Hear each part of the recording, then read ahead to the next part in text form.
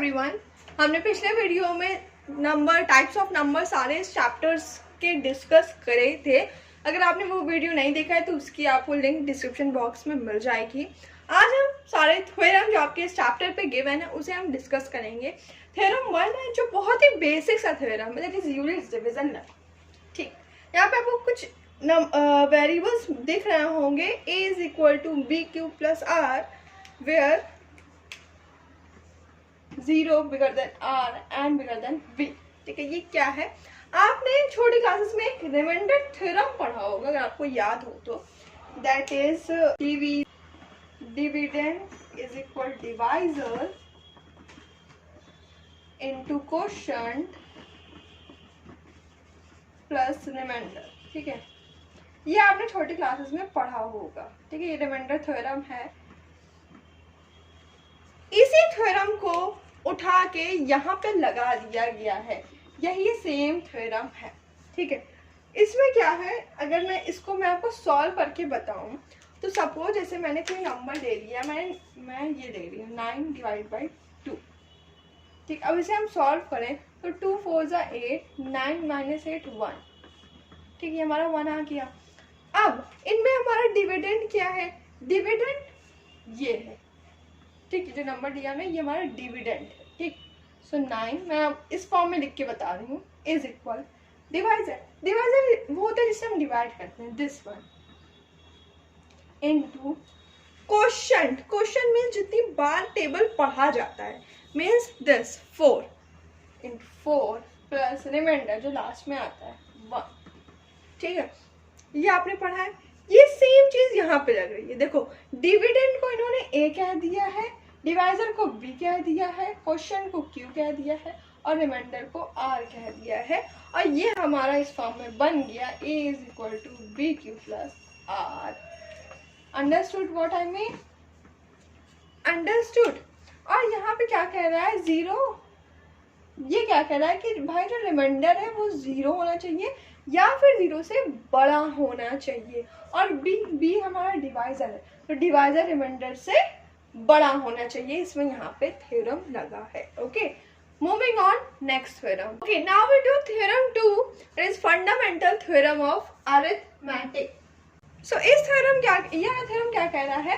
Every composite number can be express as a product of a prime and this factorization is unique apart from the order in which the prime factor occurs. Theory पढ़ के difficult लगता है पर ये बहुत ही easy theorem है। देखो, जितने भी कंपोजिट नंबर हैं उनको जब हम फैक्टराइज करेंगे तो उनके जो नंबर्स का प्रोडक्ट, जो नंबर्स आएंगे वो प्राइम नंबर का प्रोडक्ट होगा। ओके, और ये फैक्टराइजेशन यूनिक होगा। पहले मैं आपको इतना समझा के करके बताती हूँ। मैं कोई भी कंपोजिट नंबर ले लेती हूँ, सपोज दैट मैंने यहाँ पे एग्जांपल के लिए 15 ले लिया। Is this a composite number? या इसको हमने फैक्टराइज किया, 3 5 are 15 एंड 5 1 are 5। ठीक, अब इनमें ये जो दो नंबर आए हैं 3 and 5, what is this? This is a prime number. यहाँ 15 है, ये प्रोडक्ट ऑफ द प्राइम है, जो यहाँ पे गिवन था प्रोडक्ट ऑफ प्राइम है। सो यही ये एक्सप्रेस कर रहा है कि every composite number can be express as a product of prime. ये कंपोजिट नंबर है, ये इसको हम कैसे एक्सप्रेस कर सकते हैं? Product of prime. ये जो फैक्टराइजेशन है ये एक यूनिक फैक्टराइजेशन है। दूसरा, ये apart from the order in which the prime factor occur, मतलब इसमें आपको कोई ऑर्डर नहीं सेम है। अगर मैं इसको कर दूं, मैं फिर से 15 को डिवाइड करूं और पहले 5 से कर दूं तो ये भी सही है। इसमें कोई ऑर्डर फिक्स नहीं, 3 into 5 लिख सकते हैं और इसको हम 5 into 3 लिख सकते हैं। इसमें कोई ऑर्डर सेम नहीं है कि हमें 3 into 5 के ही ऑर्डर पे लिखना है या 5 into 3 के ही ऑर्डर में लिखना है। Okay, moving on next theorem. So here is the next theorem, theorem 3rd। If p be a prime number, if p divide a square, then p divide a, where a is a positive integer। हमने late किया कि जो p है वो एक prime number है। ठीक, prime number सबको पता है। ओके, अगर मैं p को a स्क्वायर से डिवाइड करूं तो वो a से होगी और a जो हमारा होगा वो एक पॉजिटिव इंटीजर होगा। इसको जरा हम वेरिएबल के फॉर्म में समझते हैं। सपोज दैट कि हम मान लेते हैं p, लेट करते हैं let p is equal 5 and a is equal 25।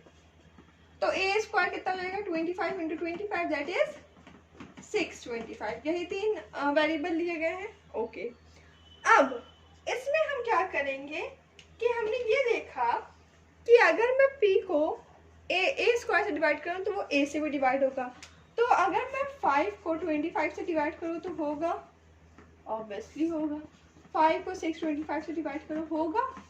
यही ये थ्योरम बता रहा है कि अगर किसी चीज़ का स्क्वायर दिया हुआ है और कोई नंबर उसे डिवाइड कर रहा है तो अगर मैं उस a स्क्वायर है तो उसका a होगा वो भी उस नंबर से डिवाइड होगा। अगर a दिया हुआ है तो उसका स्क्वायर भी उस नंबर से डिवाइड होगा।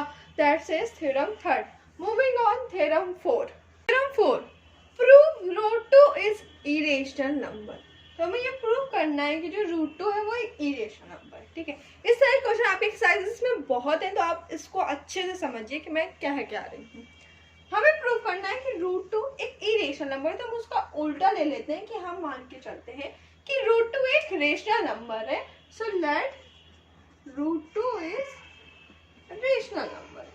ठीक, हमने ये लेट कर दिया कि रूट 2 एक रेशनल नंबर है।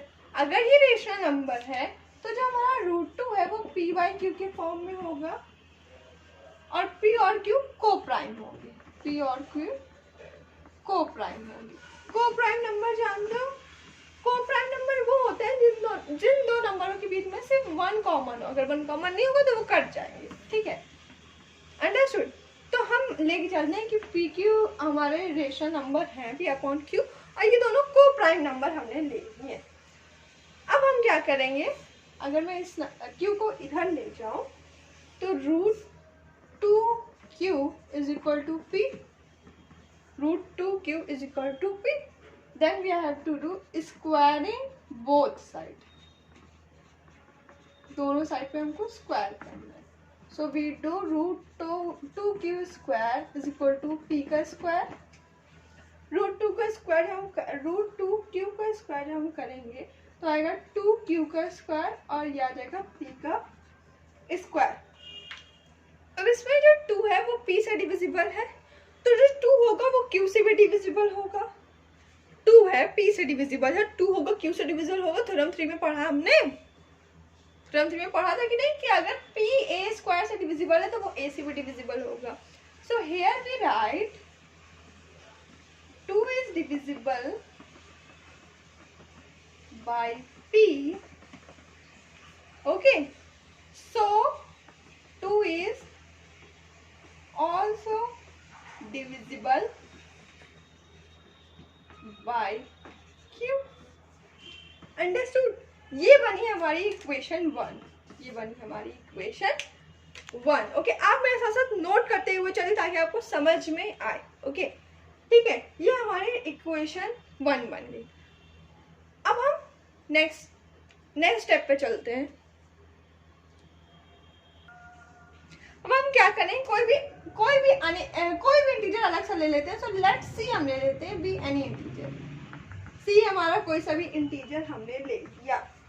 ठीक, तो अब हम क्या करेंगे, हमने उससे पहले पढ़ा था कि जो 2q स्क्वायर है is equal to p square.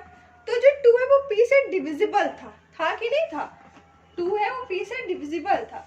तो हम यहाँ पे वही चीज लेंगे, p इज इक्वल टू 2 और ये जो इंटीजर हमने लिया है c। ठीक, so p is equal to 2c। Then हमने जैसे पहले किया था स्क्वायरिंग बोथ साइड, वो हम यहाँ पे करेंगे squaring both sides. So p square 2c का स्क्वायर। ठीक, तो p square is equal to 4c का स्क्वायर। तो यहाँ पे हमारे पास p स्क्वायर की वैल्यू आ गई। हमने जो इक्वेशन 1 ली थी उसको हम यहाँ पे ले लेते हैं। ठीक है, सो फ्रॉम 1 तो वहां पे हमारा क्या था, 2q square is equal to p square. तो मेरे पास p स्क्वायर की वैल्यू है 4c square. So what we have to write, 2q square is equal to 4c का स्क्वायर। सो कैंसिल करेंगे तो 2 आ जाएगा, यानी q square is equal to 2c का स्क्वायर। अब इसमें हम अगर देखें तो जो 2 है वो क्यू स्क्वायर से भी डिविजिबल है, तो वो c स्क्वायर से भी डिविजिबल है, ठीक है। If here we write 2 is divisible by c and also q, दोनों से डिविजिबल है, ठीक है। तो ये हमारी बनी इक्वेशन 2, ये हमारी बनी इक्वेशन 2, ठीक है। तो हमें इक्वेशन 1 जो हमने बनाई थी और इक्वेशन 2 हमने बनाई, उससे हमें ये समझ में आया कि a और b दोनों को प्राइम नहीं है जो हमने पहले एज्यूम किया था। एम आई राइट? मैं इसको ऊपर लिख रही हूँ। सो फ्रॉम इक्वेशन 1 एंड 2 हमने क्या जाना कि a and b are not coprime वो नहीं है, यानी जो हमने एज्यूम किया था वो गलत हो गया। हमने एज्यूम किया था कि p अपॉन q हमारा को प्राइम है। Okay, we have to write here p upon q, sorry, ठीक है। p एंड q हमारा को प्राइम नहीं है। So we write, so our assumption is incorrect, ठीक है। हमने जो माना था वो क्या हो गया, इनकरेक्ट होगा। तो अब क्या होगा कि हमने क्वेश्चन क्या था, √2 था इरेशनल नंबर, मतलब जो हमने एज्यूम किया वो इनकरेक्ट हो गया, यानी जो क्वेश्चन कह रहा है वो करेक्ट होगा। अगर जो हमने एज्यूम किया तो वो करेक्ट होता तो √2 हमारा रेशनल हो जाता, लेकिन अब उसने इनकरेक्ट हो गया। So we write √2 is irrational number। Understood? ये थ्योरम थोड़ा सा टफ था बाकी थ्योरम से। अगर आपको ना समझ में आना तो आप एक बार बैक करके वीडियो को फिर से 2-3 बार उसको देखो और जो मैंने राइट किया उसको अच्छे से समझो, अपनी कॉपी में खुद से 2-3 बार प्रैक्टिस करो, तो आपको इस सारे क्वेश्चन आ जाएंगे, क्योंकि सारे क्वेश्चन काफी पूछते हैं। Moving on, next theorem 5। Let x be a rational number whose decimal expansion terminates, then x can be expressed in the form of p by q, where p and q are co-prime and the prime factorization of q is of the form of 2 and 5m, where n m n are non-negative integer। मतलब हम कोई भी एक rational number लेते हैं x, ठीक, उसके decimal expansion जो है वो टर्मिनेट कर रहा है। टर्मिनेट करने का मतलब है जब हम उसको सॉल्व करेंगे तो उसके जो रिमाइंडर आएगा वो 0 आ जाएगा। दैट्स इट, कि हमारे डेसिमल एक्सपेंशन टर्मिनेट करना है। अगर मैं एग्जांपल के लिए कहूँ तो 2 divide by 4, so 2 2s are 4, the remainder is 0, मतलब ये दोनों क्या कर रहे हैं, टर्मिनेट कर रहे हैं। Understood? Then x can be expressed in the form of p by q, where p and q are co-primes। co-primes का मतलब होता है कि दो नंबर्स में सिर्फ वन कॉमन फैक्टर्स हो, and the prime factorization of q is the form of 2 and 5m।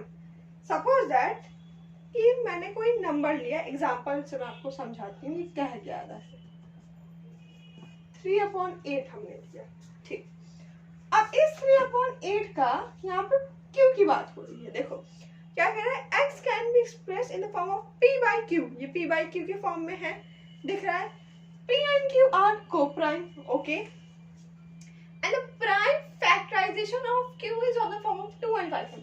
इसका जो प्राइम फैक्टराइजेशन होगा, q का जो प्राइम फैक्टराइजेशन होगा वो इस फॉर्म में होगा। मतलब इसको अगर मैं फैक्टराइज करूँ 8 को अगर मैं फैक्टराइज करूँ, so it be 2 4s are 8, 2 2s are 4, 2 1s are 2। यहाँ पे 2 3 टाइम आ रहा है, 2 का क्यूब है, 2 का क्यूब है, तो इसे हम लिख सकते हैं कि नहीं 3/2 into 2 into 2, दैट इज 3/2 का क्यूब। तो या तो आप नीचे 2i फैक्टर करने में 2 का टेबल पढ़ा जाए, या फिर 5 का टेबल पढ़ा जाए, या फिर दोनों का टेबल पढ़ा जाए, इसमें आपको थ्योरम 5 लगेगा, ठीक। अच्छा हाँ, ये n और m क्या है, n और m क्या है, 2 का स्क्वायर, 2 का क्यूब, 2 4 टाइम, 2 5 टाइम, तो वो लिखने के लिए जैसे 2 हमारे यहाँ पे 3 टाइम आ रहा है तो ये 3n की जगह पे लिख दिया, ठीक है। 5 हमारा 7 टाइम्स आ रहा है तो ये 7 ऊपर लिख दिया, ठीक है। अंडरस्टूड? तो ये है थ्योरम 5। अगर क्यू के हम फैक्टर करें तो या तो उसमें 2 आए या 5 आए या दोनों आए। Okay, moving on next theorem 6। Same theorem 5 के तरीके, बस उसका थोड़ा सा अपोजिट है। Let x be p by q, let be a rational number. ठीक है, एक्स को हमने एक रेशनल नंबर माना, such that the prime factorization of q is of the form of 2 and 5m, where n m and are non-negative integer, then x has a decimal expansion which terminate means remainder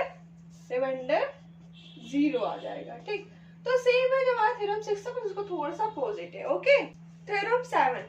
Let x is equal to p by q are co-prime, p by q be a rational number such that the prime factorization of q is not of the form of 2 and 5m, not of the form of 2 and 5m, where n and n are non-negative integer, then x has a decimal expansion which is non-terminating and repeating।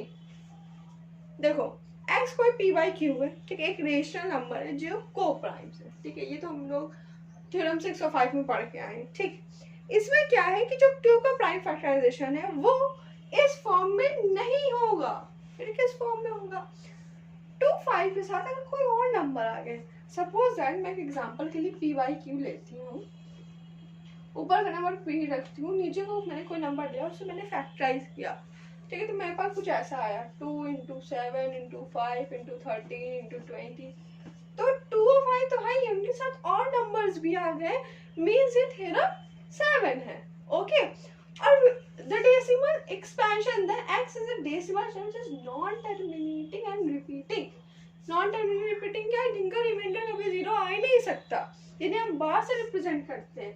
जैसे अगर हम देखें, so here if we write non terminating repeating का एक example, तो वो हो जाएगा जैसे 3.333 एंड डॉट डॉट डॉट। तो ये जो 333 है ये आता ही जा रहा है, इसे हम 3.3 बार भी लिख सकते हैं, पढ़ा है। ओके, सो ये क्या है? ये नॉन टर्मिनेटिंग और रिपीटिंग है। ठीक है, थ्योरम 6 और 5 में टर्मिनेटिंग वाले नंबर्स पढ़े थे, जिसमें जो डेसिमल है वो बार बार रिपीट नहीं हो रहा था। इसमें हमारा बार बार डेसिमल रिपीट हो रहा है। ओके, तो पहला तो ये कंडीशन हो गया कि बार बार डेसिमल रिपीट हो रहा है, नॉन टर्मिनेटिंग या रिपीटिंग है। और दूसरा ये हो गया कि जो क्यू है वो इस फॉर्म में नहीं होगी, यानी क्यू का फॉर्म कुछ भी हो सकता है, 2 × 5 × 6 × 7 × 1 कुछ भी हो सकता है। Okay, understood? तो ये थ्योरम 7 थी, लास्ट थ्योरम थी। अब हम नेक्स्ट वीडियो में एक्सरसाइज 1.1 स्टार्ट करेंगे। So stay tuned and thank you.